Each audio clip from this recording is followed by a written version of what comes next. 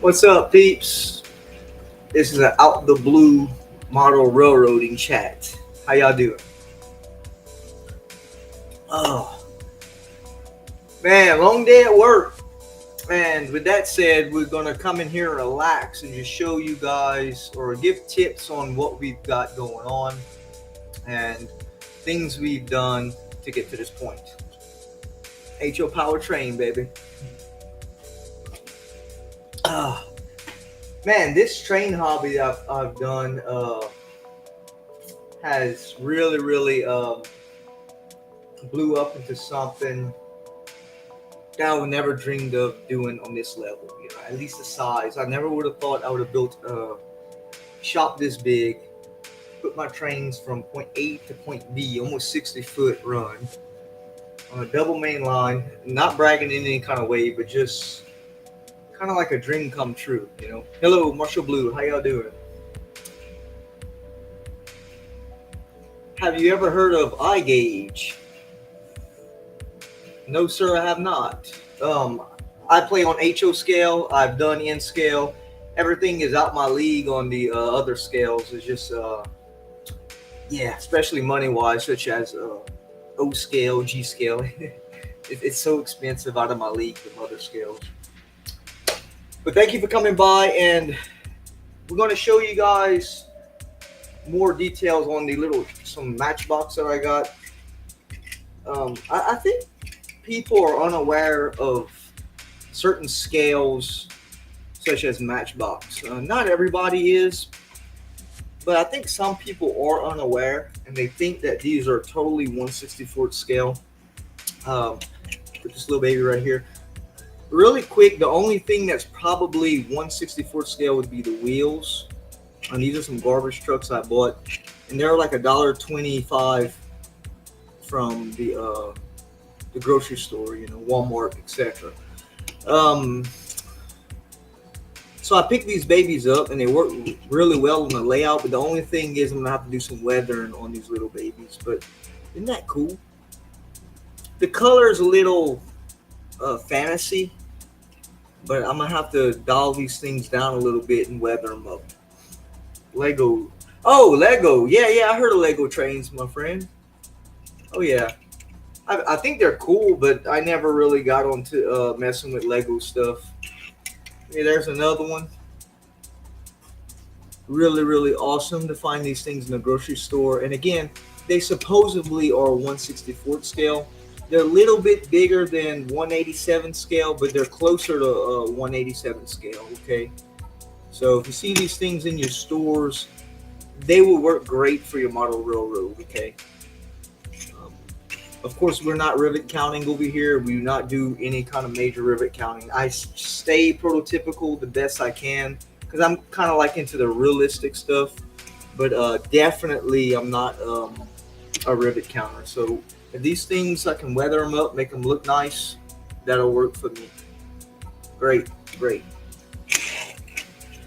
All right. Of course, we showed on the video. We showed this hauler truck here.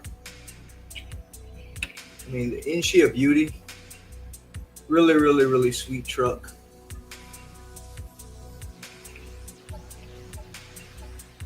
Hello, Tom L. So that's another good find. And the reason I'm showing these things because HO scale vehicles can get pricey. Okay, they're very expensive online. So you go to Walmart and you find these babies. I definitely would urge to pick them up. There's that other dump truck. Marshall Blue, battery and 9-volt.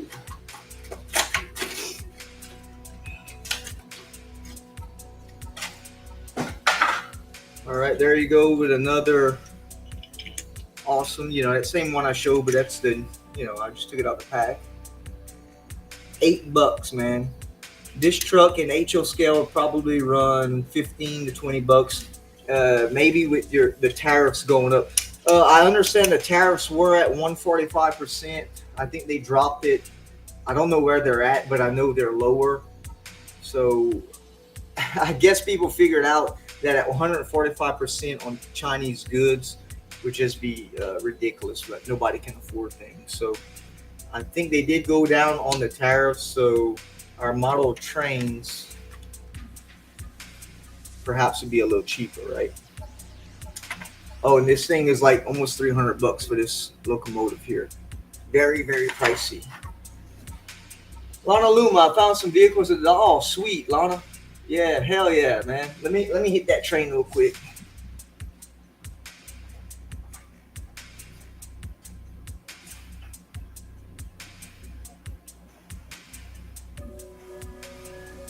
Yeah, it's always good to save some money, man. Especially nowadays. I mean, we're in 2025, and you know how things are, man. Okay, 30%. I figured it was around that. Thank you, Stephen. Thank you. Thank God we got down on those tariffs, man. 145% was just it was effing ridiculous, man. It was there was no way like a poor person or middle class person can afford things like that. It's ridiculous, you know. Thank God the people in command saw that shit. Thank you. Get down back on these tariffs, man. Move some of this away, and we'll talk about this locomotive here. I got a ton of Hot Wheels I've been collecting also, so that's been fun. Finding all kind of cool looking diecast stuff. There goes that Walters coming up. That's DC, by the way. And I explained why I run my DC like this. Basically saving my engines. My DCC engines, I'm saving them. I rather put the stress on the DC stuff because as you know, it's got to complete a large circle. And I rather just run my trains DC on my outer main lines. It makes so much sense. And I use these babies for DCC. All right, so this is a SD90 Mac. Okay. And this baby fell off the floor. My mistake. I was doing some work one day and I tried to nudge it with a stick and it fell off a 4-foot table and onto the floor. It broke into many pieces. I put it all back together. Still runs good. And the only thing major was we screwed up the side step here, right? The side railing, okay? So I decided to not straighten it out and leave it like that to give it a lot of character, okay? Now, some people was asking on the weathering, how I do my weathering. Very simple. I don't do anything special. I just airbrush like a light coat of brown, watered down with an airbrush. I spray it around 15 pounds and I might hit it a couple of times, okay? And the next thing I do is you can see this maybe down here better. Can you see that? The wheels are rust colored and I airbrush the wheels while they're free spinning with an airbrush, giving it a brown color. Sorry guys, it's hard to maneuver around this camera.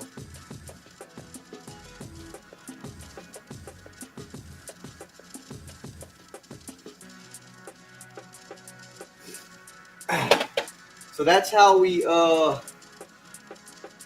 airbrush this locomotive here, and all my locomotives are airbrushed. And as you can see, I do all my own work, and this is not hard to do. You can do your own work also. You just need an airbrush and spray the damn thing down. It's not that hard to do, okay? Sweet. You can use powders. Now, if you use powders or chalky stuff, you're going to have to seal it with dull coat because powders will stick to your fingers when you pick them up. But when I'm such as spraying it with an airbrush, I don't have that issue. I don't need to seal anything with dull coat on an airbrush spray. Chalks, you need to, okay? Because chalks will, again, when you pick it up, you touch it, it'll smudge around. That's why I don't like to use chalks. It's too much more extra work for the same effect, right? All right. There you go.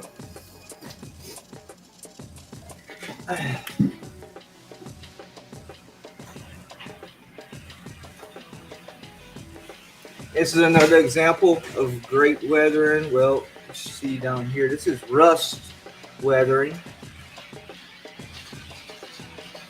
Okay. All this is real rust I put down in here. And what sucks about these Athearn engines and Scale Trains engines is the damn railings, man. You touch these railings, they fly right off. So if you see a lot of my trains running, the railings are always not in place because these railings are so delicate, man.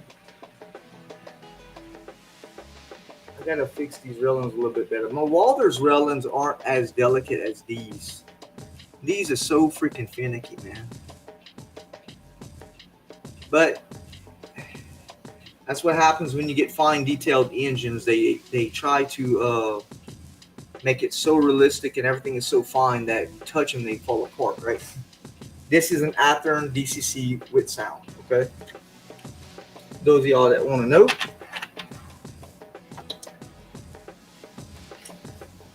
Let's get some more. I'll show you some more. I'm trying to work around this camera setup. It's kind of a pain in the ass. We'll figure it out.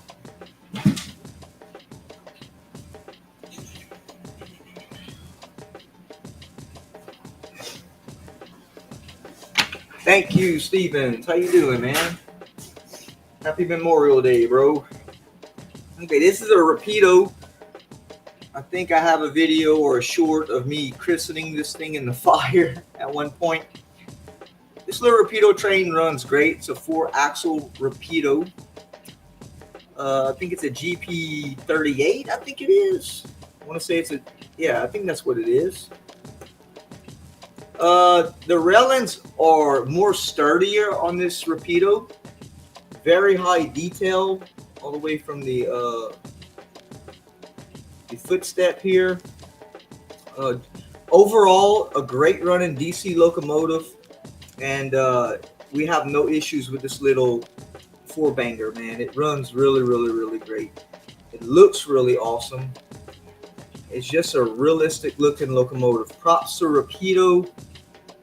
They nailed it, man. They nailed it on this locomotive here. I'm not sure what they're costing right now. I don't know if the prices went up. I need to look. But right now they're saying pretty stable with their pricing from the last time I've seen, so which is really nice. Jane, yeah, the CSX, man, it looks good, Jay. Absolutely. Thank you for that. So Rapido DC, good runner. Tom L, have you ever used water pencils for weathering? I've seen a guy do it for once. It was kind of interesting. No, I have not used water pencils, Tom L. I stick to what I know. I probably need to meander a little bit, but spraying with an airbrush, it gives me that realistic effect. You know, shooting that thing on. It's really fun doing it like that, but that sounds like a good idea. I'm aware of the powders, but I don't want to really spray my locomotives with dull coat. Therefore, my airbrushing works for that also. I'm sure it works great though. And that's what's cool about model railroading.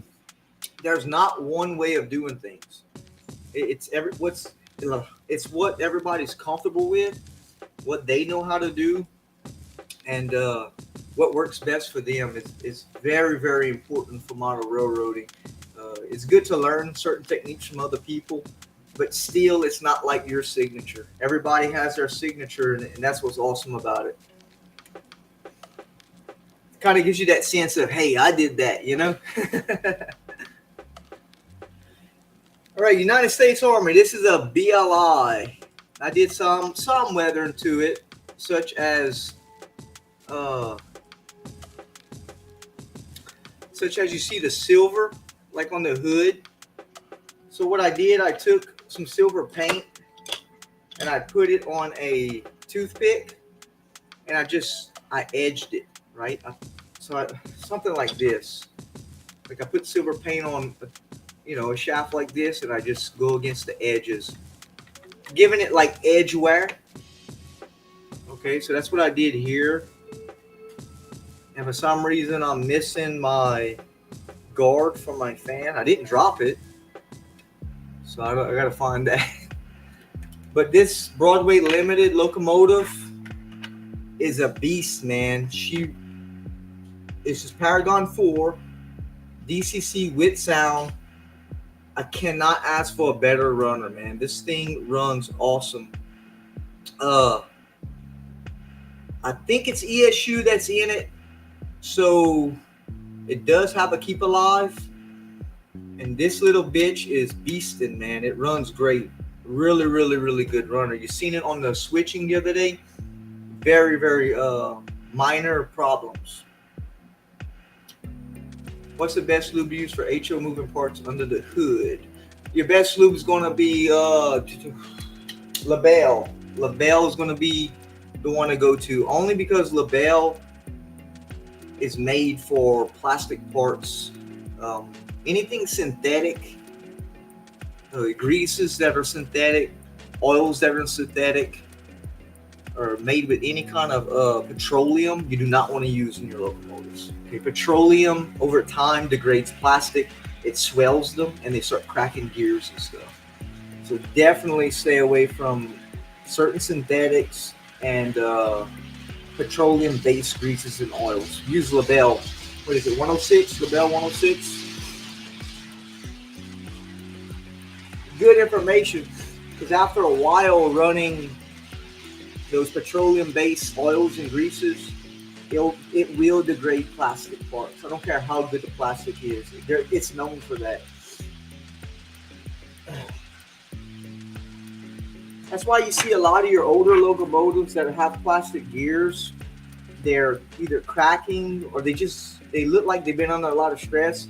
But you look inside the case, you can just see conventional grease they're using.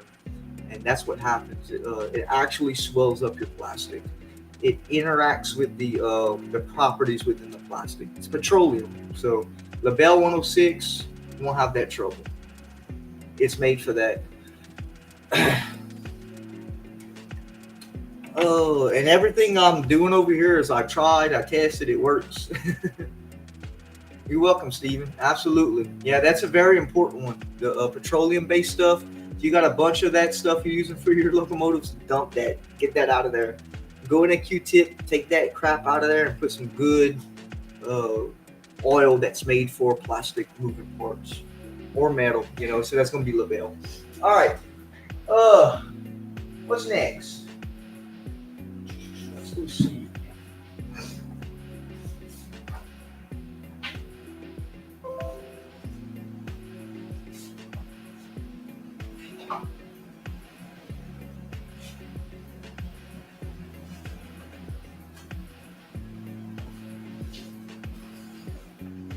Got old scale train, man. Scale train. Now I'm gonna tell you about scale trains. Scale trains is an awesome looking locomotive. They make great locomotives. You can't get no more realistic than scale train. Okay, and they just run good. The only problem I have with scale train, the brand scale train on my layout, because some parts the curves are a little tight. Scale trains don't maneuver them that well. Athens maneuver them good. Broadway Limited. A lot of my other brands do, but scale trains does not. Okay. For me to fix that, I have to fix a couple of spots on my track, which I don't want to get into that right now for one brand of locomotive. So what I do is I use this baby for my switching. Now she went under major weathering, graffiti work, zebra print on top, the bomb on the side. I mean, this thing was brand new, and I covered it in weather. And some people like it, some people don't. But what matters to me is I love it, right? So she's a good runner in the sense of switching, and it's something about this locomotive. It's my first scale trains, and I love it, right? There you go. Awesome ass locomotive.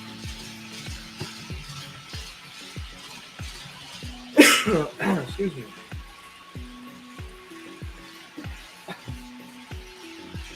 Okay. Moving on to our brass SD70T, I think this is. This thing has no motor, okay, but it is powered in the trucks. So check that out. Probably haven't seen anything like that before, but the motor sets inside these trucks. Isn't that cool? All brass. That's a project I would like to start pretty soon. And it's a great runner. It runs good, but it's just very different. I'm not going to say not practical, because I think it's cool because the motors are down below, but it's very different. Okay, and it is all brass, and the price of brass is going up, man. So that's a cool project. One day we have to fix up. Run it. We'll run it on a short or something, Steven. Right. Well, I can give it a little nudge for you real quick right here. Hold on.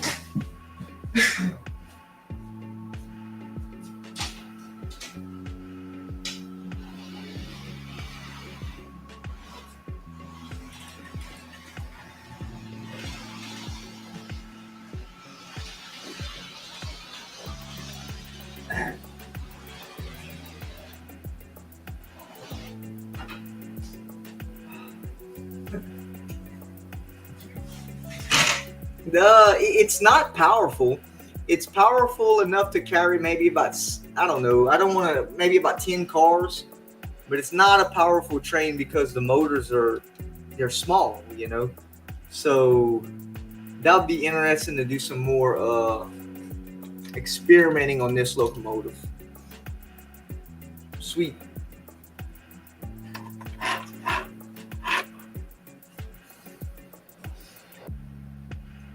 So how many locomotives I have? 1, 2, 3, 4, 5, 6, 7, 8, 9, 10, 11, 12, 13, 14, 17. I have about 20 locomotives. I never keep track. I have about 20 locomotives. A lot of them are used, such as this one. This is a what is this? SD70. Now this is a cool war bonnet. And again, with those railings, man, those railings are so freaking delicate that I'm gonna have to go back and glue this thing in, man.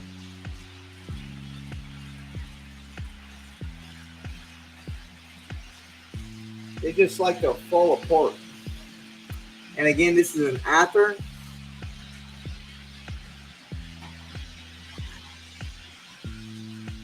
Athearn locomotive.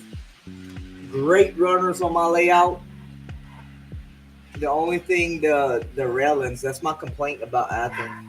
Scale trains and Athearn, the railings. Wallers, not so much. Even Broadway Limited, they have a good, beefy handrail system on Broadway Limited. They're very beefy, and if you touch them, they don't fly out. Athearn sucks, man, with the hand railings, but it's okay. It's one of those things.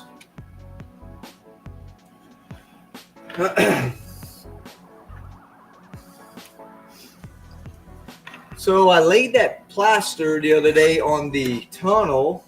Too bad I couldn't show you guys. But one coat of plaster is enough. It hardened up really well, and it stirred it up a lot on that plaster cloth, man. That's some good shit. That's some good shit.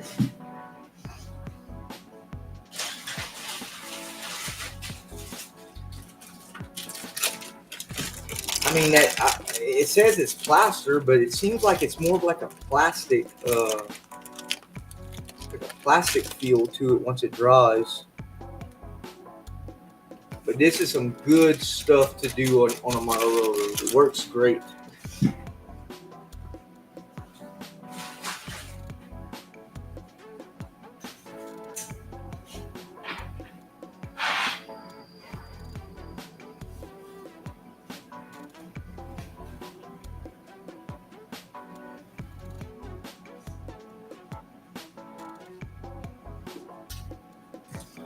I've done some co-loads before. That's kind of like something I like to do is co-loads.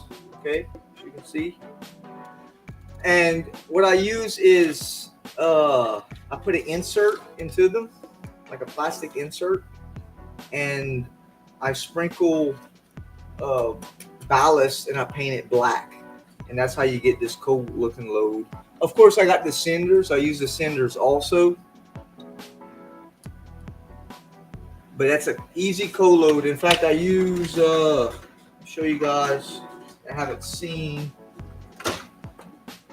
I use the thin styrene. I don't have any right here, but I use a piece of styrene. And what I do is I take like a caliper like this, like a caliper, and I'll measure the inside. Not so tight, give me some leeway, right? I lock it, and I scribe it onto the styrene. I cut it, and I lay it into here. I glue it and put my ballast and 50-50 glue when I'm done. And you get a nice co-load. I've been working on some of those lately. A couple of them I changed out with cinders.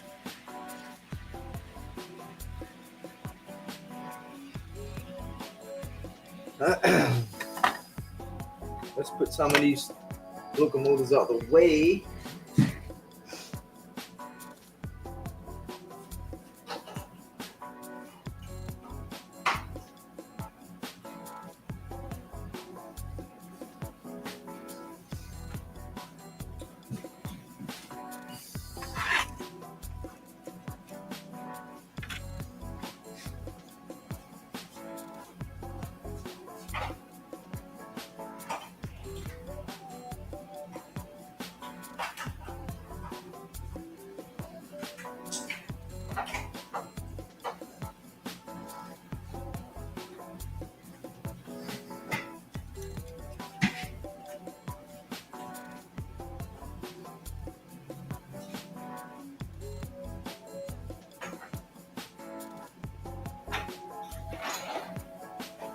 Man, I tell you,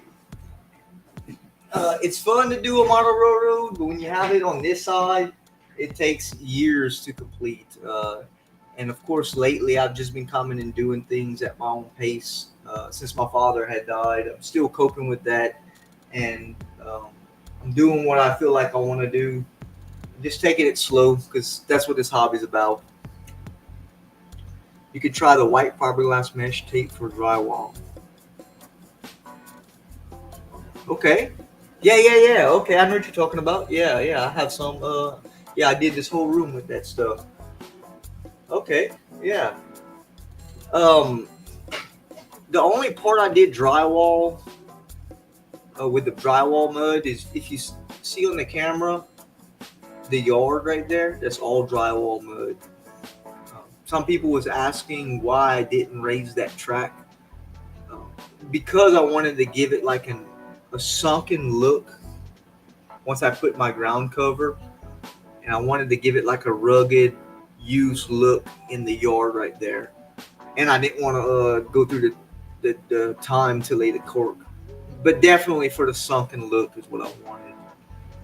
So the turntable, those of you guys who want to know if y'all ever going to do a turntable, purchase the $300 one.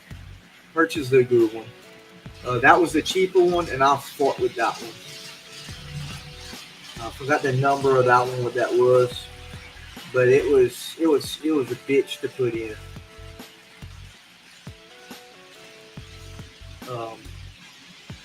The $300 one comes with the module that will line up with your track. Okay. This one is all on a switch. You got to time it just right, which it works, but you just got to time it each time.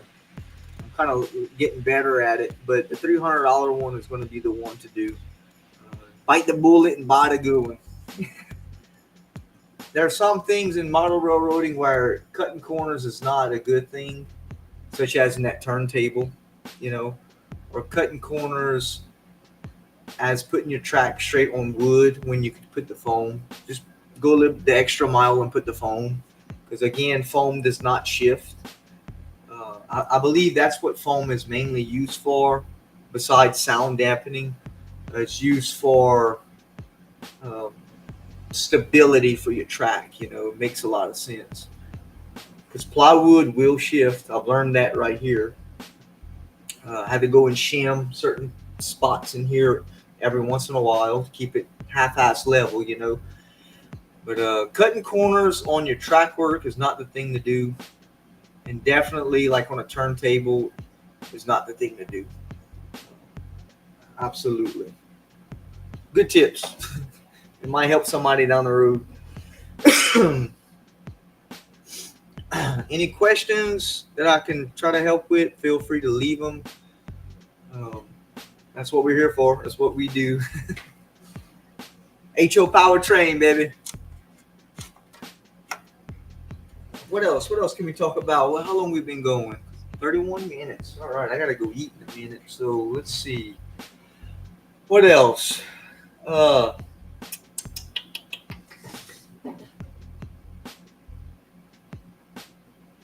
Yeah, I would like to buy me some more train cars.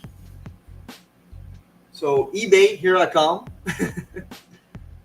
I feel you. My father passed away 2 years ago. We kind of hit back into the hobby.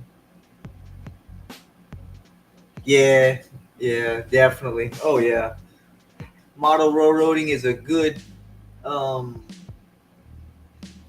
peace of mind, because like everybody else, the daily life and work, the daily grind, the loss of people. Um, the world's hard enough, and at the end of the day, it's good to come and do something like this. At least that's my opinion.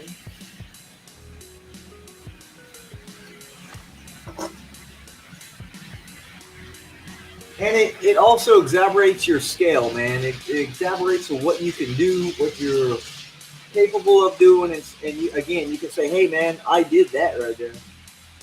Steven, how's the black? Good, man. Good. I'm gonna start working on that pretty soon.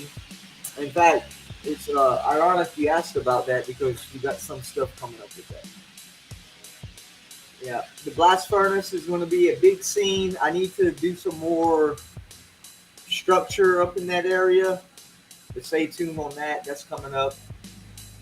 Uh, just a shitload of things I got to do, man. uh, Hell, it's model railroading, right?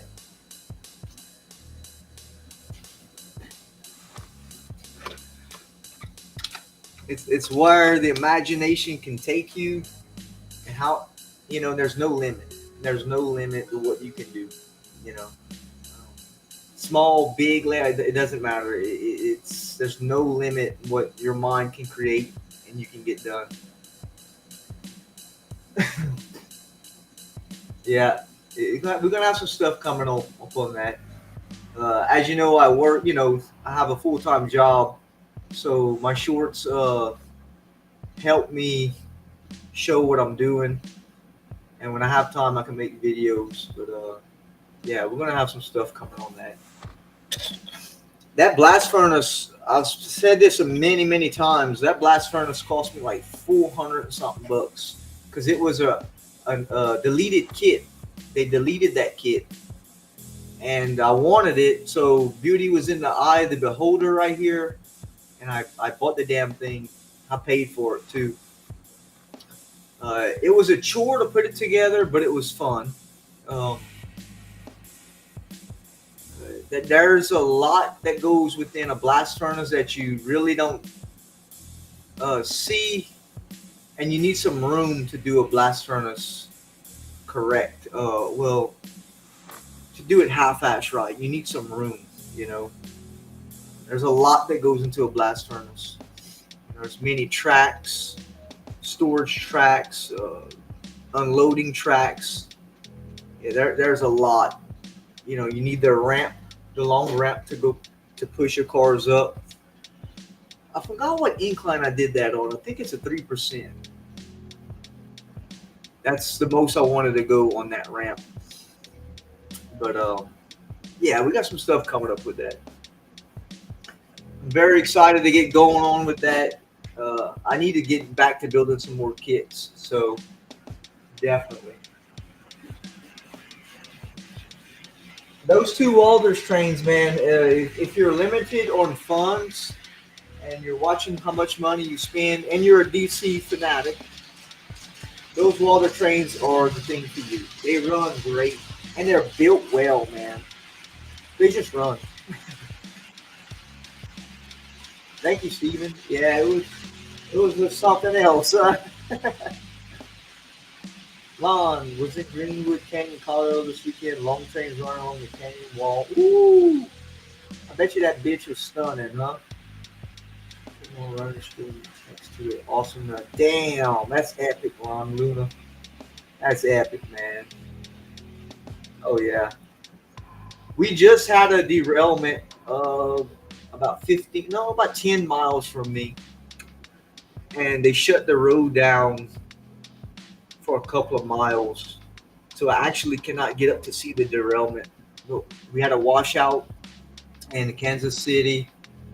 Yeah, Kansas City hit that. We had a lot of rain, so when it hit that loose track, she just rolled over. The two engines rolled over and derailed 15 cars, about 15 cars. So we got that going on, not too far from me right now. And they derailed some. What was it? Oh shit! It was the worst of the worst. It was the ammonia. Ammonia. They evacuated everything in that area for a couple of days. Man, that shit can kill you. This shit's strong, man. Some tankers. Yeah, that's epic, Ron. Excuse me. Uh, what else can I talk about? Well, being that this was a sporadic stream, I didn't have this plan. Um, stay tuned for some more updates, guys, coming up with the blast furnace, and of course our usual shorts and stuff that we can have fun watching, hopefully, and keep going with HO Power Train, right? So with that said, guys, I'm gonna head on out. I gotta get back to the family, and I'm gonna let my trains run in the meantime. So thank y'all for coming by. Please like and subscribe. I hope this was somewhat helpful, and we kind of touched base on these vehicles, and you know, helped out a little bit. So, all right, guys. Thank y'all, and I'll catch y'all on the next one. See y'all later, guys.